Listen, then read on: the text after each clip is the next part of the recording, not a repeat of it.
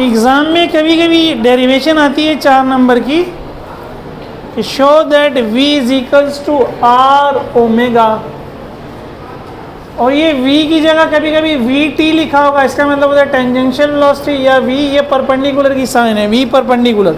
ज़्यादातर तो यही दिया जाता है कि v is equals to r omega.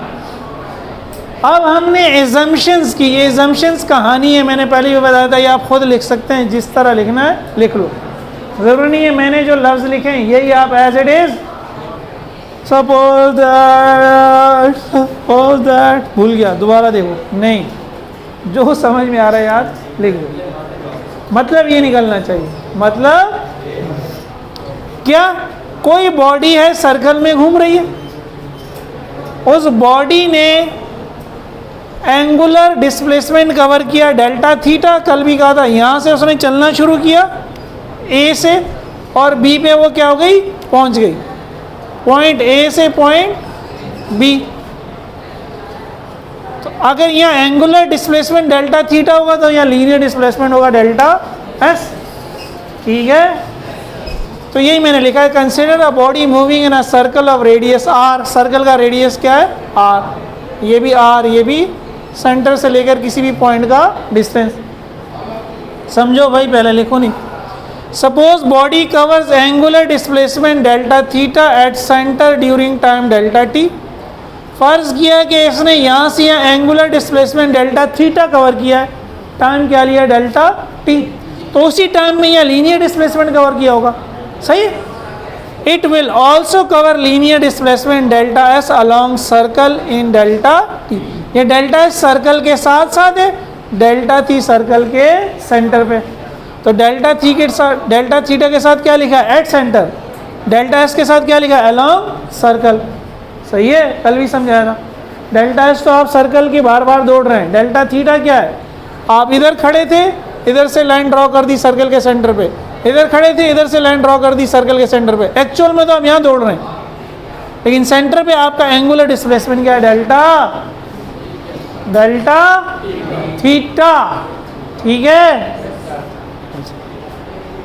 अभी ये रिलेशन निकाला था, दोबारा लिखा, थीटा बराबर है एस अपॉन आर, कहाँ से आया था, एस बराबर है आर थीटा से, एस बराबर है आर, कहाँ से आया था, ये आसमान से टपक पड़ा था, हैं, कहाँ से आया था एस बराबर है आर थीटा, हमने कहा था s is directly proportional to theta, जितना एंगल बड़ा उतना ही एस बड़ा, जितना एंगल छोटा उतना एस, प्रोपोर्शनलिटी हटा के इक्वल लगाया था, कांस्टेंट था आर, क्योंकि हम सर्कल चेंज नहीं कर रहे थे, तो यही आया था। अब अगर डेल्टा की फॉर्म में लिखना है तो यहाँ भी डेल्टा लगा दो, यहाँ भी आर, तो वही बात है, एक ही सर्कल है, आर चेंज नहीं हो रहा, डिवाइड कर दो दोनों साइड्स को डेल्टा टी पे, तो इसके नीचे भी डेल्टा टी आ गया, इसके नीचे भी डेल्टा टी आ गया, लिमिट लगा दो, लिमिट चैप्टर 3 याद करो, limit delta t tends to 0 left side में भी, limit delta t tends to 0 right side में भी। ये आर कांस्टेंट है, आर को लिमिट से बाहर निकाल लिया। Rate of change of displacement, rate of change of क्या होता है वेलोसिटी, ये भी rate of change of displacement है, लेकिन एंगुलर डिस्प्लेसमेंट तो एंगुलर वेलोसिटी, लीनियर डिस्प्लेसमेंट से लीनियर वेलोसिटी, एंगुलर डिस्प्लेसमेंट से आर अपनी जगह पे, तो इसका v equal to r omega लिख सकते हैं, या इसको v परपेंडिकुलर आर ओमेगा भी लिख सकते हैं, और इसको वी टी आर ओमेगा भी जो एग्जाम में दिया होगा यहाँ वही यहाँ लिख के छोड़ देना, सही है। अगर v equal to r omega लिखा होगा तो v equal to r omega करके छोड़ देना, अगर उसने कहा होगा कि v परपेंडिकुलर आर ओमेगा तो फिर ये नहीं लिखना, ये लिख देना, और उसने कहा होगा कि v t equal to r omega तो फिर ये दोनों नहीं लिखना, v t equal to r omega लिख देना, ये v है, वी टी वी परपेंडिकुलर तीनों क्या है v है, तो डेरिवेशन तो यहाँ एंड हो गई, लेकिन ये वी टी और वी परपेंडिकुलर क्यों है, क्यों, ये मैं समझाने की कोशिश कर रहा हूँ। अगर समझ आ जाए तो अल्हम्दुलिल्लाह, समझ ना आए तो आपका तो काम इससे चल जाना है, 4 नंबर मिल जाने, बेड़ा पार हो जाना है। तो ये अभी जागा है तू, अभी ये कौन है जिसने कहा जाना है, भाई सुधर जा, चल कोई बात नहीं। तो ये एक्चुअल में समझने वाली चीज़ें हैं, ये तो रट्टा है। बहरहाल समझने वाली चीज़ें तो बहुत सी हैं, लेकिन जब मैं वो समझाने लगता हूँ तो फिर आप कहते हैं सर गोलियाँ क्यों बरसा रहे हैं। ये बताएं पेपर में क्या आएगा और जान हमारी छोड़ दें। लीनियर वेलोसिटी है ना ये v, क्या है कहानी, क्या है इसके, ये नाम क्यों है? यूं घूम रही है बॉडी, यूं यहां से यहां तक अगर मैं कोई छोटा सा डिस्टेंस ले लूं, इसीलिए डेल्टा टी छोटा किया, डेल्टा टी टेंड्स टू बहुत छोटा है। तो ये जो मैं छोटा सा टुकड़ा लूंगा ये तकरीबन सीधी लाइन होगी। ये क्या होगी?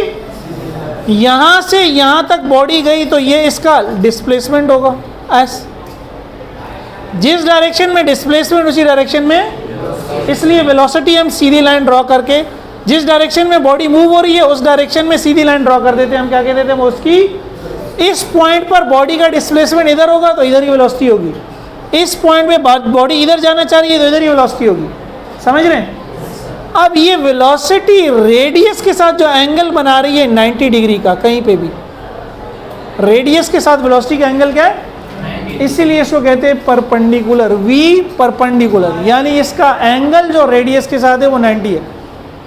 जब आप राइट एंगल ट्रायंगल बनाते थे बचपन में या बड़े बड़े हो गए, इसको आप कहते थे ना परपेंडिकुलर, क्यों?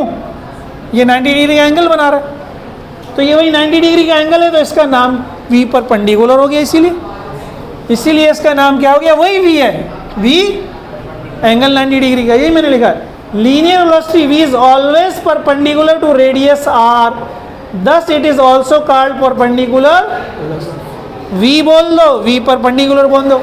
और टेंजेंशियल वेलोसिटी, टेंजेंट भी मैथ में इसी टर्म को कहते हैं जो आप किसी कर्व पे सीधी लाइन ड्रॉ कर देते हैं या 90 डिग्री पे। तो टेंजेंशियल और परपेंडिकुलर दोनों की रीज़न क्या है कि ये रेडियस के साथ 90 डिग्री का एंगल है, ये रीज़न है, इसलिए इसको बोलते हैं टेंजेंशियल वेलोसिटी या परपेंडिकुलर वेलोसिटी। ठीक है, अच्छा।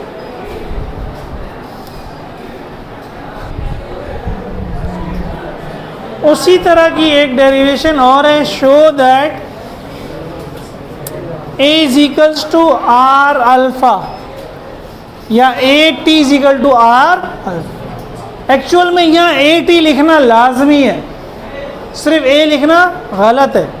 लेकिन अगर एग्ज़ाम में examiner a is equal to r alpha लिख देता है तो आप ये नहीं लिखेगा सर आप इंतहाई नालायक हैं, आपने a is equal to r alpha लिखा है। एक्चुअल में a t is equal to r alpha होता है, तो मैं तो a t is equal to r alpha ही, वो अगर a is equal to r alpha लिखता है तो आप भी a is equal to r alpha ही लिखना आखिर में, सही है। लेकिन अगर a t is equal to r alpha है तो फिर तो ये सही है, फिर तो ये सही है, इसमें कन्फ्यूजन होती है बाज़ औक़ात। तो वही सिचुएशन है तकरीबन। Consider a body moving in a circle of radius r. अब वेलोसिटी की बात हो रही है, डिस्प्लेसमेंट की बात, क्योंकि एक्सेलरेशन वेलोसिटी से पैदा होता है। Suppose there is change in angular velocity delta omega during time delta t. कल भी मैंने समझाया था, एंगुलर वेलोसिटी चेंज हो रही है, कैसे? पंखा बंद है, आपने पंखा खोला तो वेलोसिटी क्या होगी, बढ़ेगी। जब उसकी एंगुलर वेलोसिटी बढ़ेगी तो क्या उसकी लीनियर वेलोसिटी बढ़ेगी या नहीं बढ़ेगी? वो भी बढ़ेगी। पंखे के टिप को देखेंगे वो तेज़ी से घूमने लग जाएगा ना, ये लीनियर वेलोसिटी है, एंगल तो सेंटर पे, सही है, तो उसकी लीनियर वेलोसिटी भी बढ़ेगी। ऐसा मुमकिन ही नहीं है कि लीनियर वेलोसिटी बढ़े और एंगुलर वेलोसिटी ना बढ़े, या एंगुलर वेलोसिटी बढ़े और एंगुलर बढ़े और लीनियर ना बढ़े, दोनों बढ़ेंगी। लीनियर बढ़ेगी तो एंगुलर भी बढ़ेगी, एंगुलर बढ़ेगी तो लीनियर भी, एंगुलर नहीं बढ़ेगी तो लीनियर भी नहीं बढ़ेगी, लीनियर नहीं बढ़ेगी तो एंगुलर भी नहीं बढ़ेगी। अगर हम कह रहे हैं बॉडी यूनिफॉर्म स्पीड से हरकत कर रही है, जैसे पंखा खुल गया, अभी एक फिक्स स्पीड है, कौन सी? चाहे लीनियर ले लो चाहे एंगुलर ले लो।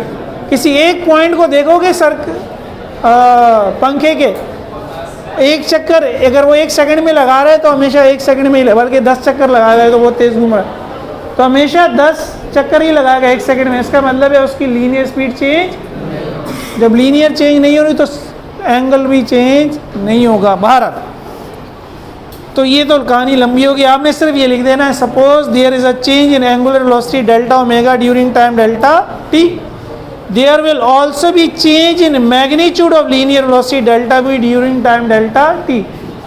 देखिए मैंने पहले ही समझाया था, डायरेक्शन तो हमारे कंट्रोल में, डायरेक्शन तो चेंज होती है सर्कुलर मोशन में, लेकिन अगर एंगुलर वेलोसिटी चेंज हो रही है तो फिर लीनियर वेलोसिटी का मैग्नीट्यूड चेंज होगा, तब एंगुलर वेलोसिटी चेंज होगी, वरना ऐसा मुमकिन नहीं।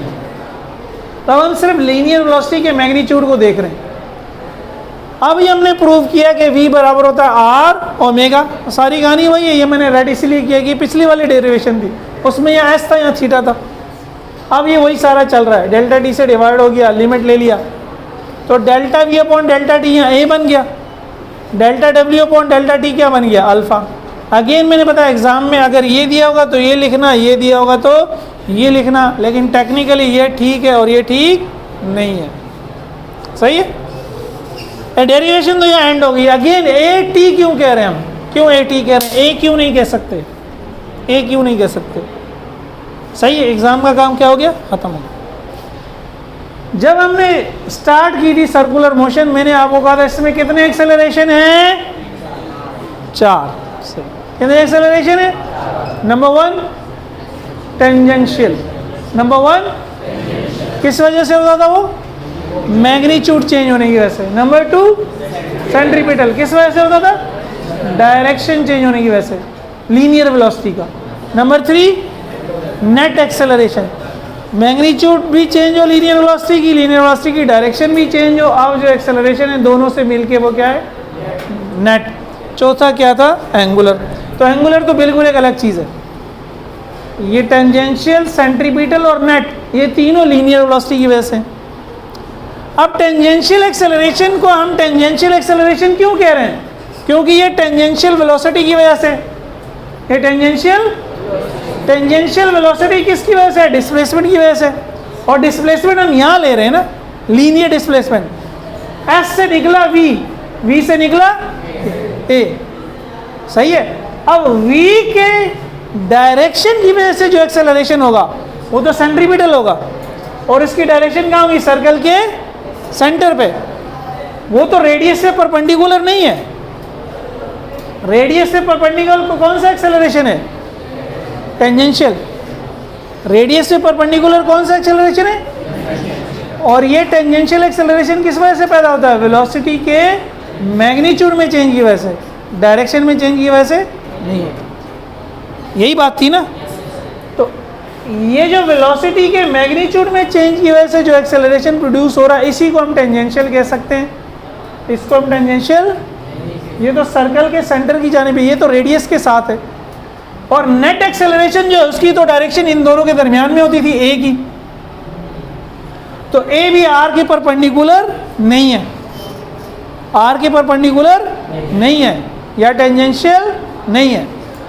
तो टेंजेंशियल एक्सेलरेशन ही वो एक्सेलरेशन है जो वेलोसिटी के मैग्नीट्यूड की वजह से आता है, जो वेलोसिटी के मैग्नीट्यूड की वजह से आता है, ठीक है। और वेलोसिटी का यहाँ में मैग्नीट्यूड चाहिए, मैग्नीट्यूड का चेंज है, ये डायरेक्शन का चेंज, इसलिए यहाँ टेंजेंशियल लिखना लाजमी है। डायरेक्शन का चेंज होता तो फिर तो ए सी आता, और दोनों का चेंज होता तो ना ए सी आता ना ए टी आता, फिर क्या आता, ए। इसलिए मैं कह रहा हूँ यहाँ हम ए नहीं लिख सकते। आप ए लिखेंगे इसका मतलब है कि आप कंसिडर कर रहे हैं दोनों की वजह से जो एक्सेलरेशन प्रोड्यूस हो रहा है, उसकी डायरेक्शन कहाँ होगी, उसकी यहाँ होगी, उसकी यहाँ नहीं होगी। समझ आई बात। इसको टेंजेंशियल एक्सेलरेशन क्यों कह रहे हैं, क्योंकि ये वाला एक्सेलरेशन है जो रेडियस के परपेंडिकुलर है, और जो रेडियस के परपेंडिकुलर एक्सेलरेशन है वो मैग्नीट्यूड में चेंज की वजह से पैदा होता है, डायरेक्शन में चेंज की वजह से पैदा, और वो नेट भी नहीं होता, क्योंकि जब डायरेक्शन और टेंजेंशियल को मिलाते हैं तो नेट बनता है, ये नेट नहीं है। इसलिए यहाँ एक टेंजेंशियल लिखना ज़रूरी है। बहरहाल समझ आ गया तो ठीक है, समझ नहीं आया डेरिवेशन एग्ज़ाम में 4 नंबर लो और जान छुड़ाओ।